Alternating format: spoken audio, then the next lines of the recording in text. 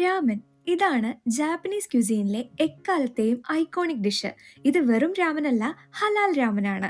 ഹൊനലു രാമൻ എന്നൊരു കുഞ്ഞു ഷോപ്പിൽ കയറുമ്പോൾ തന്നെ നമുക്ക് വേണ്ട രാമനൊക്കെ സെലക്ട് ചെയ്യാം.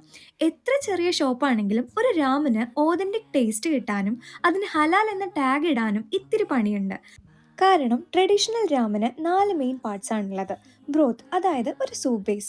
പോർക്കിന്റെ ബോണോ ബെല്ലിയോ മണിക്കൂറുകളോളം കുക്ക് ചെയ്താണ് അതുണ്ടാക്കുന്നത്. പിന്നെ താരെ സീസണിംഗ് ആണ്. ദെൻ മെയിൻ ഇൻഗ്രീഡിയൻ്റ് ആയിട്ടുള്ള wheat noodle. Then finally toppings ആയിട്ട് മെയിൻലി സ്ലൈസ്ഡ് പോർക്കോ എഗ്ഗോ സീവീഡോ ബാംബു ഷൂട്ട്സ് ഒക്കെയാണ് ഉണ്ടാവാറുള്ളത്. ചുരുക്കത്തിൽ രാമനിൽ പോർക്ക് കോമൺ ആണ്. പക്ഷേ ഹലാൽ ആവുന്നത് കാരണം പോർക്കിന് പകരം ഹലാൽ സർട്ടിഫൈഡ് ആയിട്ടുള്ള ചിക്കനോ ബീഫോ ഒക്കെയാണ് ആഡ് ചെയ്യാറുള്ളത്. പക്ഷേ രാമൻ്റെ ഓതൻറ്റിക് ടേസ്റ്റ് കിട്ടാൻ വേണ്ടി വർഷങ്ങളോളം റിസർച്ച് ചെയ്താണ് നമ്മുടെ ഹലാൽ രാമൻ ഉണ്ടാക്കുന്നത്.